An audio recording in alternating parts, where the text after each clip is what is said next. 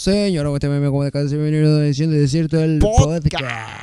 Episodio 92. 91, 92, no me acuerdo la verdad, pero... Casi 100. Cachichen, ¿sabes cómo se dice? Cachichen, que así se dice en chino 100. En chino 99. No, 99. Cachichen. Sea bienvenido a este Cachichen de esta semana. Les habla como siempre estos humildes servidores, aunque fieles al Señor, con cada Más fibra Señor, de nuestra alma, con cada célula de nuestro cuerpo, confiando en el Señor Jesucristo. Totalmente, papá. Quiero preguntarte. Pregúntame. El día de hoy, Jaciel. El día de hoy. Jaciel Aguayo. El día de hoy. Presente. ¿Cómo está usted? Jaciel Aguayo. Fíjate que hoy me siento tranquilo, me siento hasta motivado, my friend. ¿Te sientes? Fíjate, exactamente, sí me siento. Muy bien. Pero fíjate bien, la semana pasada que dijimos que ya nos faltaban 10 episodios de este hermosísimo programa. Era cierto. Porque es inclusivo. Incluye a todos los cristianos, por eso. Bien. Este hermosísimo programa. Por cierto, se viene sorpresita para el próximo episodio. Estén atentos. ¿Pero cómo? Vienen invitados especiales. Así que el próximo episodio van a estar de rechupete, ¿ok? Pero ya que estamos en la recta final de Desierto el podcast, hace un momento lo estábamos platicando. Y en el último episodio, una exalumna mía, que ahora es exalumna totalmente porque ya se acaba de graduar, Fernanda, te mando un súper saludo. Un beso hasta allá, hasta tu casita. Dios te bendiga y te siga bendiciendo por donde quiera que vayas. Publicó, my friend, ¿cómo? ¿En qué momento Desierto el podcast va a llegar a su final? O sea, fue como que no me di cuenta de ese momento tan canónico que a lo mejor es para su vida. Y justamente te estaba diciendo hace un momento, no es que vamos a dejar de hacer videos o por el momento, si Dios nos permite, nos da vida de salud, ¿verdad? Y está en nuestros planes, obviamente. Queremos seguir haciendo contenido, pero consideramos, y te contaba a ti, que Desierto el podcast es como que una etapa que debe cerrar, ¿no? Ya. Para que mutemos a otra dimensión, a otro plano del cristianismo espiritual. Así que tal vez ustedes pueden decir, rayos, Desierto el podcast es diría mi exalumno, la mera pipe. Pero no se preocupen, o sea, Desierto el podcast ahí va a estar para ustedes 100 episodios, my friend. O sea, estamos a punto de llegar a 100 episodios y ya que está ahí en YouTube como podcast, que ya lo pueden escuchar en Apple Music, en YouTube Music y toda esta parte. Entonces, 100 episodios de los cuales no fallamos, de los cuales estamos agradecidos. Y creo que, no sé, my friend, yo estoy contento de casi llegar a esos 100 episodios.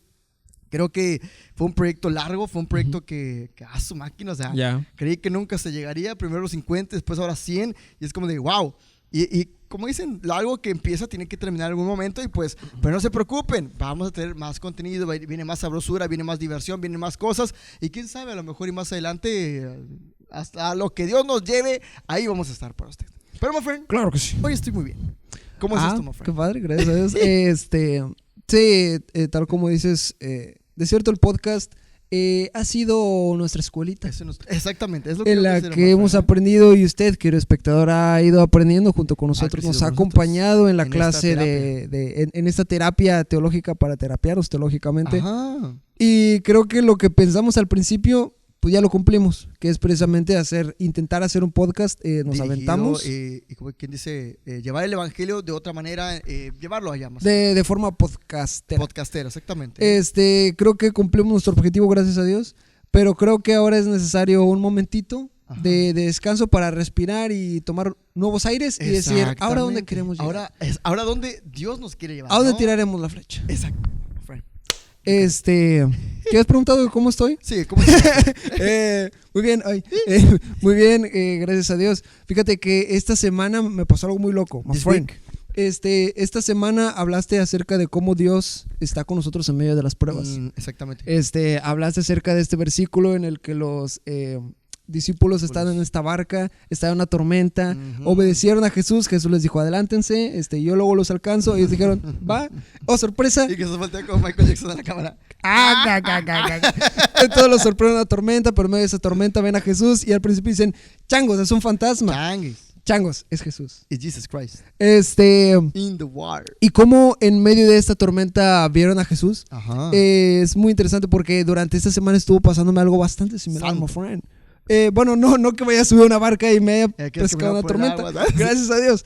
Pero fíjate que esta semana me puse a ver una película que es la de Saw. Santo. Me dieron muchas ganas de verla porque es una película que genuinamente me gusta. La 1 La 2 se me hacen como... Sí, no. O sea, el resto. Pero bueno, a lo que quiero llegar es que en esta película hay escenas en las que, pues, de la oscuridad emerge alguien que pues secuestra a los protagonistas. Sí. Entonces se me hace bien interesante que cuando yo me dispuse a orar en la noche, a mí me gusta orar a oscuras. ¡Santo! Entonces me dispuse a orar y oh sorpresa, me acordé de esas escenas. ¡Santo! Y dije, my friend, entonces encendí la luz, dije, no voy a orar con la luz apagada. Pero comenzó a pasarme... Oye, nuestro Dios nos sacó de las tinieblas a la luz, my friend. Pero me pasó algo bien curioso y es que me di cuenta de que como que empezaba a aburrirme la oración. Entonces, lo que hice al día siguiente, o sea, batallaba para orar, mi mente se distraía. Sí, ok, divagaba. Entonces, lo que comencé a hacer al día siguiente es que me di cuenta que si siento miedo, la oración sale con más fuerza, ¿sabes? Como que en medio de la prueba, Señor, por favor, ayúdame. Realmente estás... Y realmente te enfocas en Dios porque necesitas deshacerte de ese miedo y pensar en Dios. A lo que quiero llegar es... Me di cuenta de por qué Jesús nos hace pasar a través de pruebas y cómo el sermón que diste pues no es coincidencia. Y se me hace bien interesante porque muchas veces estamos tan genial en nuestra comodidad con la luz encendida. Que nos gusta, nos agrada estar ahí. Ya, normalmente, ¿verdad? Nos gusta. Entonces lo que tiene que hacer Jesús es apagar la luz para darnos cuenta de nuestras debilidades y que en efecto comencemos a clamar a Él, pero esta vez con ganas y con fuerzas, exactamente. ¿No? Es que justamente, fíjate, para empezar hay un pasaje que nos dice que la prueba produce paciencia. Entonces la prueba justamente nos debe, o cuando estamos en prueba nos debe alentar a que estamos en proceso de crecimiento. ¿Sí me explico? Ejemplo, yo siempre pongo el ejemplo del gimnasio, pero pues es que creo que lo más así rápido que se viene es esto. Cuando estás en el gimnasio, my friend, los primeros días y cuando estás mínimo ahí, que estás en prueba, te duele todo, o sea, no quieres, incluso hay un momento en el que dices, ¿por qué estoy aquí? Me encontré a Esmeralda, que le mando un súper saludo a Esmeralda, en el gimnasio y le digo, sinceramente, mi cuerpo dice, no lo hagas, pero es que necesitas eso para crecer los músculos. Y en el Evangelio es exactamente lo mismo. Jesús, en este pasaje que dijiste de los discípulos en la barca, es el mismo Jesús que los envía directamente a la prueba, o sea, directamente al problema, porque Jesús sabía que iba a haber una tempestad. Pero lo hace con el afán de que ellos aprendan y que ellos crezcan.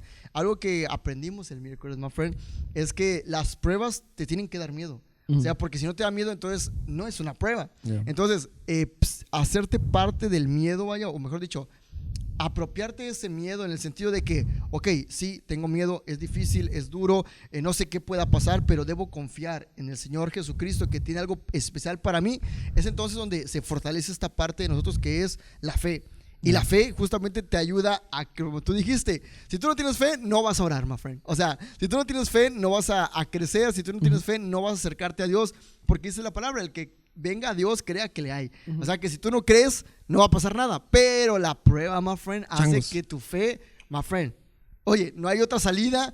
A fuercitas he visto al más ateo doblar sus rodillas en medio de una prueba, en medio de un cáncer y decir, mira, yo no sé si existes o no, Dios, pero hoy te pido por favor que me ayudes, porque justamente la prueba hace eso, hace que nuestra esperanza recaiga en Él. Y si teníamos otra esperanza en que, pues aquí está el switch, hombre, prendo la luz. Cuando no hay ese switch, cuando no tienes el control de la luz, es justamente cuando tus piernitas empiezan a temblar y empiezas a decir, rayos, my friend, necesito de algo más, porque resulta que yo creí que las podía de todas y no lo puedo, my friend. Me gusta mucho el caso de la historia de Abraham. Hay muchas cosas en Abraham que me gustan mucho. Me gusta mucho cómo Abraham estuvo dispuesto a salir de su propia casa para ir a una tierra desconocida. Normalmente es una situación que asusta el hecho de estar en una ciudad extranjera, el hecho de no conocer absolutamente a nadie, pero cómo Abraham decide enfrentarse a ese miedo para obedecer a Dios y cómo al creerle a Dios lo que Abraham está diciendo es, yo confío en ti. Sí. Y se me hace bien padre porque al Abraham confiar en Dios, lo que hizo fue usarlo para muchísimas cosas. Para empezar, lo usó para, a través de él, de su descendencia, traer al Mesías. Bro. Entonces, efectivamente, a través de la descendencia de Abraham, nosotros, los que no somos judíos, pudimos ver la gloria de Dios y somos salvos gracias a lo que Jesús hizo. Totalmente. Pero sí, en específico, lo que más me gusta de Abraham, y creo que la cúspide de la historia de Abraham, el pináculo de la historia de Abraham, el pináculo de la fe, es ese momento en el que Dios le dice a Abraham que sacrifique a Isaac.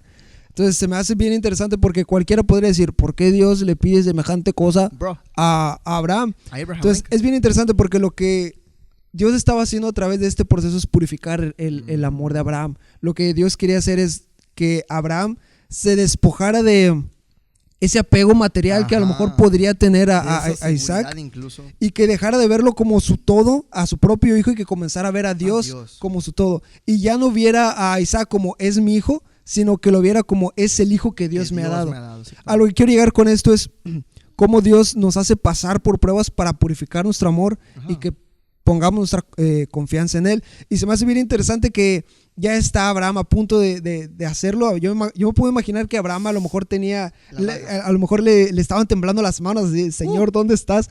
Pero en ese preciso momento Dios se aparece y le dice que ya he visto tu corazón, ya he visto, ya he purificado tu amor. Santo. Entonces es lo que precisamente Dios está haciendo en medio de esta prueba, en el momento más horripilante, en el momento más oscuro, en la noche más oscura. Dios está listo para librarnos. Se me hace muy interesante porque, copiando lo que dijo Alfred de la película de The Dark Knight, la noche es más oscura antes del amanecer. Es precisamente algo que va acorde a la Biblia. Podemos ver aquí un brillo de la Biblia, porque precisamente cuando la noche era más oscura, a lo mejor para los israelitas, cuando más miedo tenían de sus opresores, Dios levantó un profeta, Dios levantó a Moisés y lo libró. Y a lo que quiero llegar con eso es cómo Dios tiene que purificar nuestro amor para después librarnos, para que nosotros pongamos nuestra confianza en Él. Así es, y fíjate, algo que yo no dije en el sermón, pero que fue, ¿te acuerdas que te platicaba? Yo empecé haciendo el sermón, pero se fue por otro lado, o sea, no era por el lado que yo quería, pero así lo llevó el Señor, digámoslo. Yo lo quería llevar justamente a las pruebas que hace un alfarero para que su jarrita, para que su artesanía quede perfecta. Y lo que hace el alfarero es, justamente, hace su jarrita, tacita, lo que sea, y la pone a prueba para ver si se rompe o no se rompe. No, parece chiste, pero sí, o sea, generalmente la prueba tiene su forma de probarla, ¿verdad? La pasa por el fuego para que se endurezca, pero si no resiste, la quiebra y la vuelve a hacer. Okay. Entonces, eso es lo que hace el alfarero. El alfarero nos toma a nosotros, el mismo Dios nos toma a nosotros, tratando de hacer un vaso perfecto para su obra, pero constantemente trata de ponernos a prueba para que justamente no nos quebremos. Y nos va a quebrar cuantas veces sea necesario para que nosotros lleguemos a hacer esa jarrita, ese utensilio sagrado, perfecto, que Él nos ve. O sea, muchas veces pienso que Dios nos tiene más fe que nosotros tenemos sobre nosotros. ¿A qué me refiero? A que tenemos el ejemplo de Gedeón. Gedeón era alguien que no tenía autoestima y que él decía, ¿yo qué puedo llegar a hacer? Y Dios tenía más fe en él que él en Dios. O sea, entonces a veces creo que Dios necesita quebrantarnos justamente para que nosotros podamos, como el ave fénix, renacer, pero gloriosamente en su poder. Obviamente, algo interesante de esto es que hay varios pasajes en Isaías, por ejemplo, él dice que nosotros somos probados en el crisol de la prueba, en el crisol de la crisis. ¿Qué es esto? Que era lo que yo investigaba. El crisol es esta vasijita de metal que soporta altos grados de temperatura y que en él se pone lo preciado, es decir, la plata, el oro o el metal que quieras tú moldear o con el que quieras hacer algo. Pero ese crisol, es como una taza, digámoslo así, que la ponen a más de 500 grados Celsius, centígrados, no sé cuál sea Celsius, centígrados, muchos, y que lo ponen ahí a quemarse, y él los prueba ahí justamente. Entonces, lo que quiero que entendamos es que a veces pensamos y vemos, no, es que Dios es amor. Jamás Dios permitiría que a mí me pasara algo malo. Oh, sorpresa. Exacto. Oh, sorpresa. O sea, nuestro Dios es alguien que constantemente nos va a poner a prueba para, como tú dijiste, purificar nuestro corazón. Y lo vemos con Abraham, que oye, Dios le dice que él es su amigo. O sea, solo para que vean esto, creo que en la Biblia, si no me equivoco, no hay otro hombre que Dios le diga, él es mi amigo, my friend. ¿Sí me explico? A David lo llama como que, un hombre conforme al corazón mío, ¿verdad? Pero Abraham es mi amigo. Entonces, qué loco que a su amigo, al único que llama a su amigo, lo mete en esta prueba tan dura de ofréceme a tu Isaac. Entonces, como de que, qué loco, pero también, como empezamos a hablar al principio, como el problema hace que la fe se fortalezca. Cuando estás leyendo la historia de Abraham y le dice Dios, pues ofréceme a tu hijo Isaac en el monte Moria. Al chavito. Lo que dice Abraham es, le dice a sus criados, no se preocupen, iremos y volveremos. O sea, él ya está decretando que no sé qué es lo que vaya a hacer Dios. Yo lo voy a ir a sacrificar. Yo voy a hacer lo que me hizo, pero no sé qué es lo que va a hacer, pero voy a regresar con él, mi hijo sano y salvo. O sea, podemos ver justo cómo en la prueba la fe de Abraham se fortalece. Y podemos ver así un montón de anécdotas en la Biblia de cómo, por ejemplo, Daniel, creo que nadie de aquí puede dudar que Daniel tenía fe. Pero yo siempre preguntaba, Daniel, ¿tú crees que Daniel sabía que Dios lo iba a librar del foso de los leones? O sea, ¿tú crees que genuinamente Daniel decía, no, Dios va a cerrar la boca de los leones? ¿Tú crees eso? Pues no. Yo sinceramente no creo que Daniel lo pensara así, simplemente decía, me tocó hacer esto, me tocó pasar por esta prueba porque he servido a Dios, estoy dispuesto a pasarla. Y es ahí donde Dios dice, my friend, you got me, my friend, you got me. Entonces Dios obra justamente en aquellos que se atreven a tomar el riesgo de creerle en medio de la prueba. Y lo vimos justamente en esta historia de los discípulos cuando que yo les decía, ¿quién pasó la prueba de la tormenta cuando Jesús está pasando por el mar, vaya? ¿Quién pasó la prueba? La realidad es que Pedro es el que pasó la prueba porque sacó como un 6, o sea, se atrevió a arriesgarse. Los otros que se quedaban en la barca, esos no pasaban la prueba, porque tomó el riesgo de creerle a Dios. Ya que después se hundió el Pedrito, bueno, ya es otra cosa, ¿verdad? Detalles, ¿no? Es detalles, sacó 6 por eso, no sé qué pasó con 10. Pero es ahí, o sea, la prueba está justamente para probarnos, para que tomemos el riesgo de creer, my friend. Sí, y precisamente el día de hoy el pastor hablaba acerca de Enoc y cómo Enoc caminó con Dios.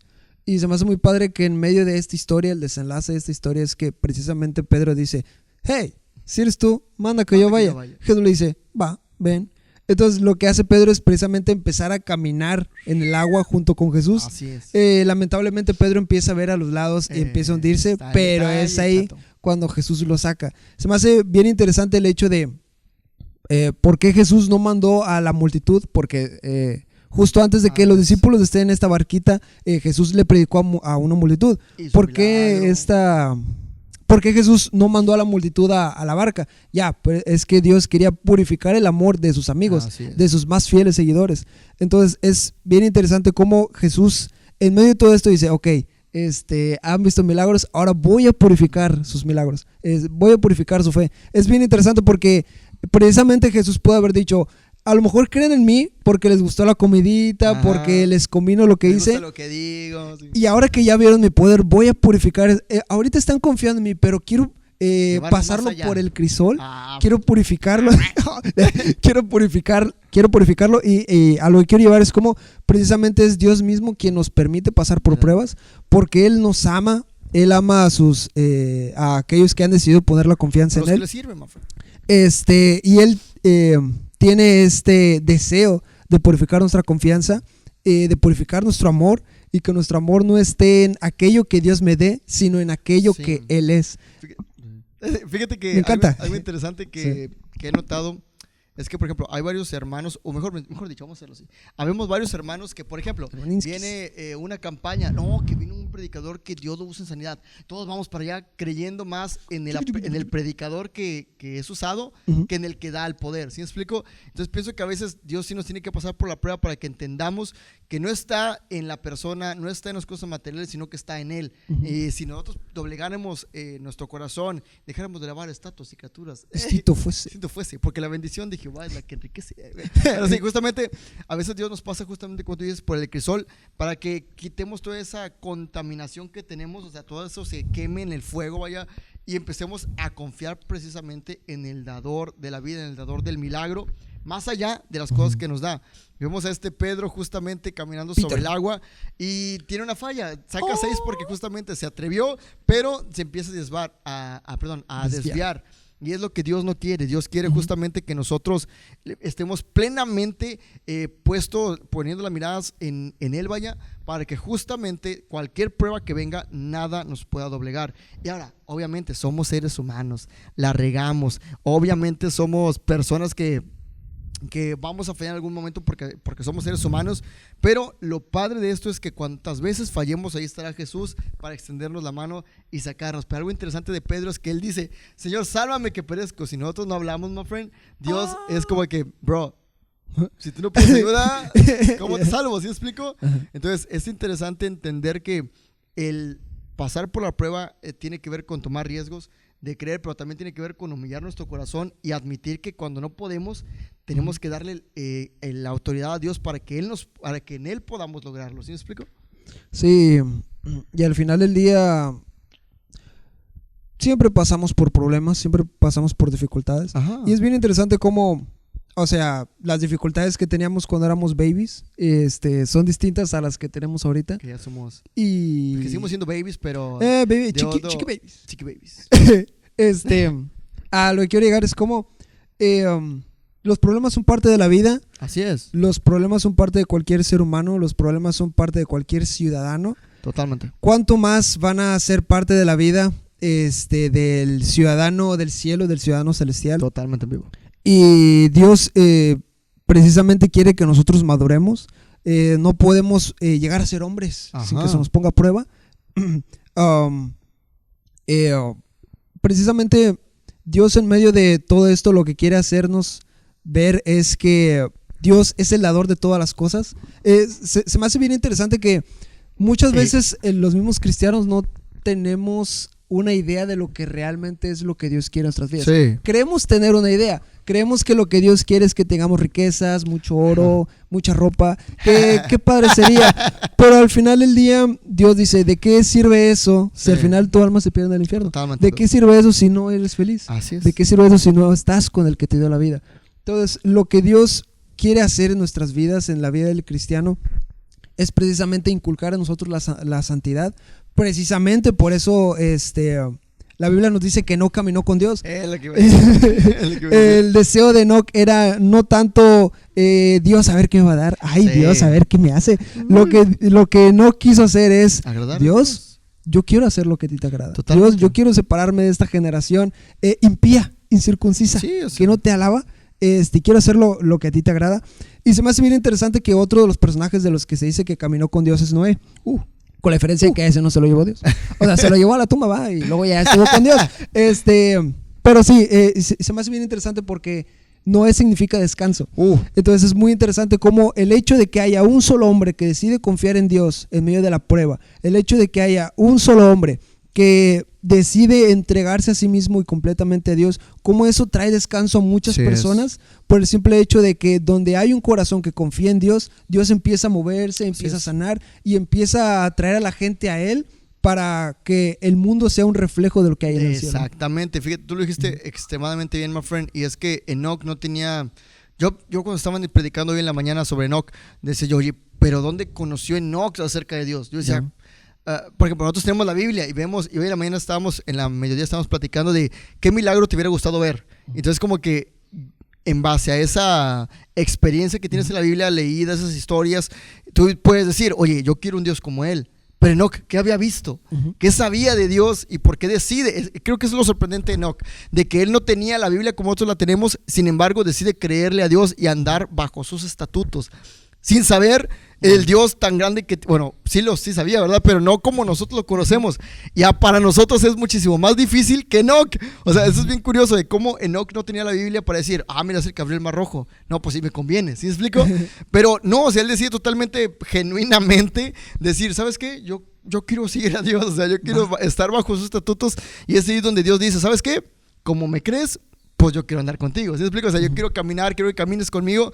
Y es algo bien hermoso cuando Dios, bajo la prueba que ya nos purificó, que ya pasó sobre nosotros, que hemos sido probados bajo el crisol, que después nos lleva a otro lugar especial. En la historia de los discípulos, tenemos que después de la prueba justamente llegan al otro lado. Alguien va a decir, bueno, ¿y eso qué tiene de impresionante?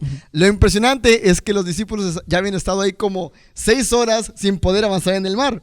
No es hasta que Jesús llega y después de la prueba, no sé qué les dio para que comieran más rápido o que les dieran más fuerzas, pero llegó más rápido al otro lado. Entonces lo que quiere decir es que justamente lo hermoso de esto es que después de pasar la prueba, Dios, después de haberte purificado, después de que tú te hayas humillado y hayas entendido que no puedes hacerlo con tus propias fuerzas, es cuando Dios te lleva a ese lugar de descanso, a que estés con Él, a que habites con Él en lo íntimo, en lo secreto, y ya cuando estás ahí, ya no te hace falta nada más. Es como que, no sé si te ha pasado, pero cuando estás enfermo y se te quita la enfermedad y dices tú, ¿sabes qué? No me importa. Gracias a Dios ya estoy bien. O sea, me ha pasado que estoy enfermo de la garganta y qué horrible es, pero pasas y dices tú, o sea, ya no sé, que sigo donde mismo sí, pero ya no tengo esto. Entonces, es bien padre saber decir, ya pasé la prueba, vas a pasar la prueba, es bien horrible, pero hay que entender que la prueba no es para siempre, sino que es un proceso por el cual Dios nos hace pasar para justamente estar junto a Él cada vez más, purificarnos, santificarnos para estar junto a Él y poder caminar con Él todos los días hasta el fin del mundo. Todos los días. Sí, me encanta la historia de Jacob. Creo que es uno de los de mis ejemplos de santidad favoritos. Me gusta mucho esa fatídica noche en la que se da cuenta de que su hermano Esaú viene.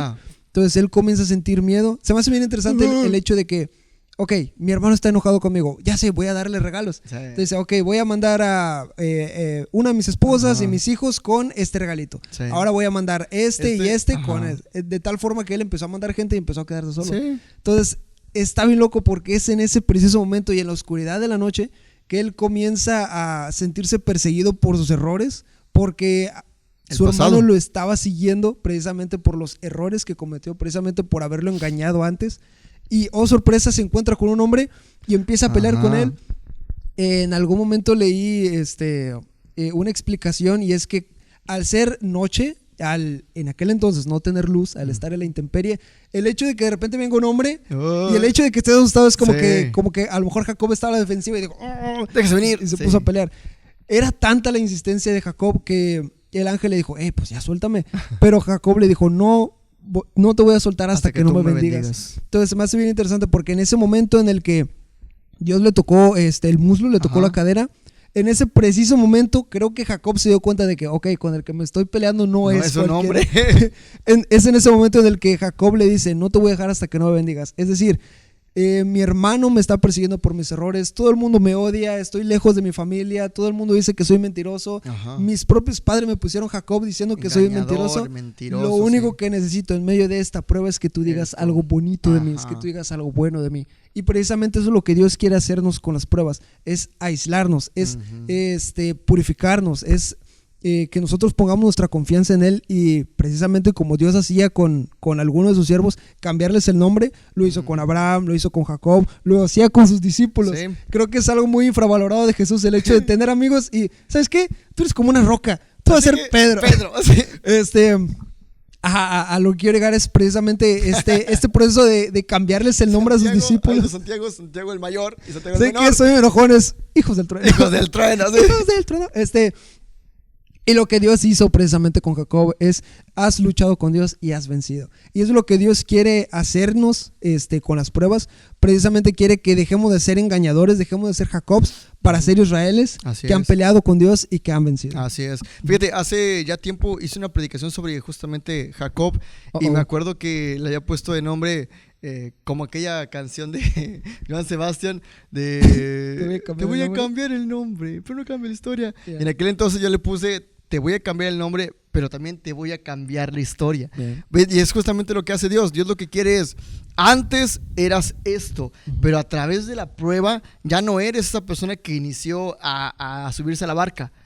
Yo pienso que después de esta historia los discípulos quedaron marcados para toda la vida y los tenemos en los 3 evangelios. Yo decía, 3 evangelios, Marcos, Mateo y Juan, escriben sobre esta anécdota y escriben como, no, pues estamos en la barca, Jesús nos mandó que acá una tempestad, se nos aparece caminando y que al Pedrito se le ofrece, que dice, ¿sabes qué? Pues mándame, ¿verdad? Pero solo Pedro fue aquel que se atrevió y que puede hablar acerca de la experiencia que vivió en la barca y en el agua. Lo que quiero decir es que después de la prueba dejamos de ser esos hombres que éramos antes. Incluso yo he tenido estos pensamientos locos de que, por ejemplo, el Jaciel de hace una semana ya no es el Jaciel que está aquí presente. Es la consecuencia del Jaciel pasado, ¿verdad? ¿Quién eres tú? Pero justamente lo que quiero decir es que día tras día vamos cambiando, noche tras noche vamos cambiando y no somos lo que fuimos, sino que somos el resultado de lo que fuimos, de las acciones que tomamos. Y las pruebas por las cuales pasamos al final forman al ser humano que está en el futuro. ¿A qué me refiero? Por ejemplo, ¿sabes andar en bicicleta, Ari? No sé. ¿No sabes andar en bicicleta? Hace mucho que no me subo a una bicicleta. Pero fíjate, ¿hace cuánto sabes ¿cuándo fue la última vez que subiste una bicicleta? No sé, tenía como 6 años y era con rueditas. Bueno, ahí va. Mi idea acerca de esto es como muchas personas saben andar en bicicleta porque un día cuando eran niños alguien les enseñó a andar en bicicleta, ¿sí me explico? O sea, subieron una bici y a partir de ahí adquirieron esa habilidad, ¿sí me explico?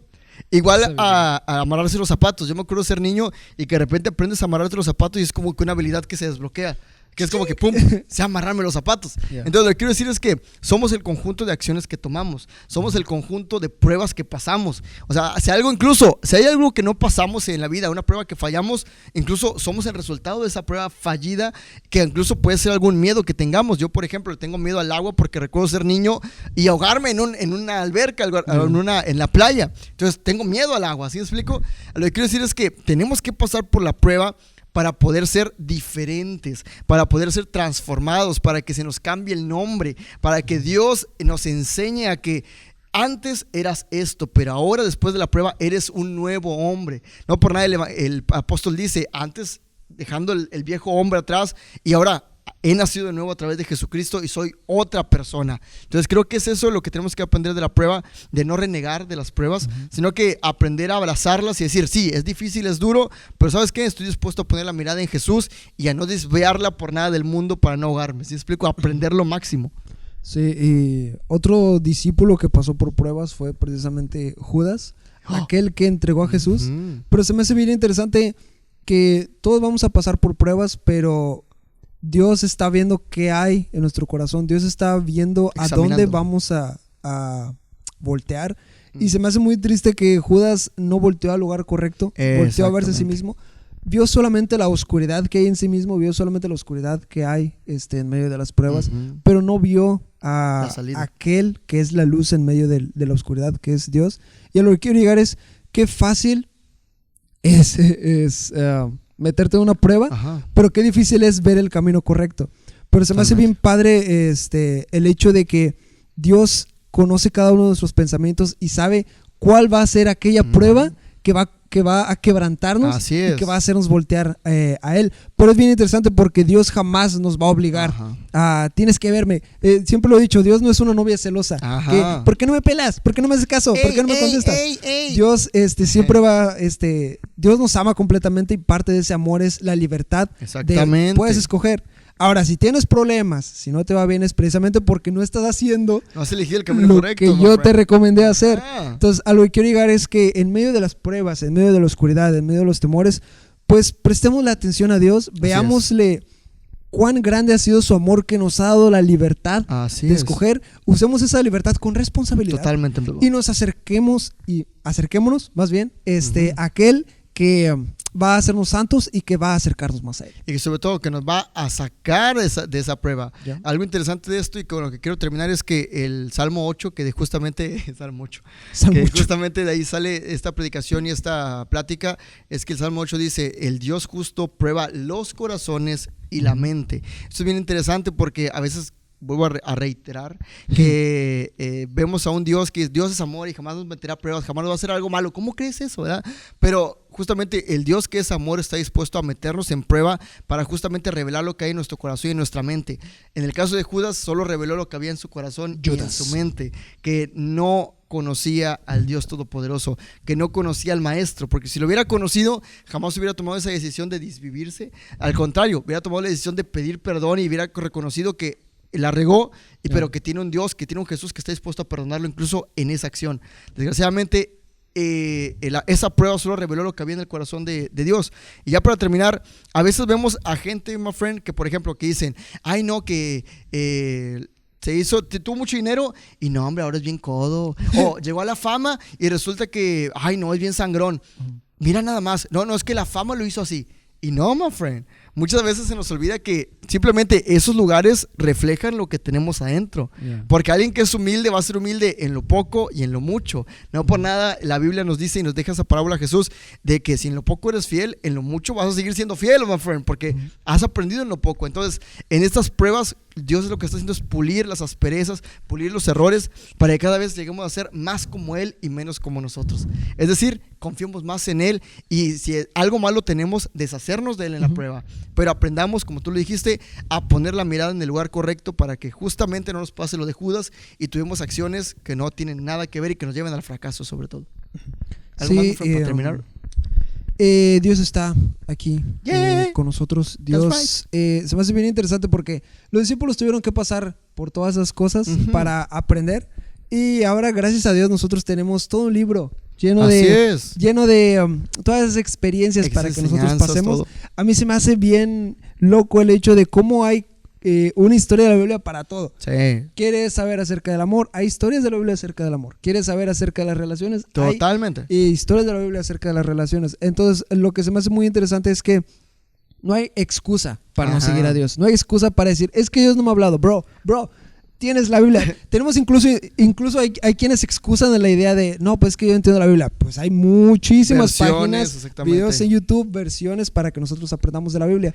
Así y a lo que quiero llegar es, Dios nos ama tanto que el día de hoy nos ha dado muchas herramientas para que cada día le conozcamos más. Totalmente. Pero sobre todas las cosas no vamos a conocer a Dios si nosotros no tenemos al Espíritu Santo. Entonces, entreguémonos completamente a Jesús, digámosle a Jesús, entra mi vida. Yo quiero que seas mi Salvador, te reconozco que tú eres Rey, ayúdame a amarte sobre todas las cosas y trae tu Santo Espíritu en mí para que yo sea santo como tú. Exactamente. Entonces, bueno, con esta bonita reflexión y con esta última invitación que siempre hacemos, terminamos esta terapia teológica de esta semana, este domingo, y nosotros vamos a empezar en un trayecto largo de esta semana que se vienen, que son las escuelitas bíblicas de verano. Changos. Que es ¿2024? Sí, que hay que aprender a dar pasos de gigante, que es el tema de estas escuelitas de verano. Que si usted está viendo esto en domingo o en lunes, déjese venir al Templo Emanuel en la Colonia Flores Magón para niños de 4 años a 10, 12 años incluso. Son escuelitas bíblicas todos los de lunes a viernes a las 10 de la mañana. Entonces, pues ahí está la invitación. Cuídense bastante. Los invito a que nos sigan en Instagram, en YouTube, en Spotify, en Facebook, en todas las plataformas que existen. Pero lo más importante, como cada semana que les he estado diciendo bajo estos 90 episodios, my friend, sigan a Cristo. That's right, my friend. See you later, alligator. God bless you. Adiós.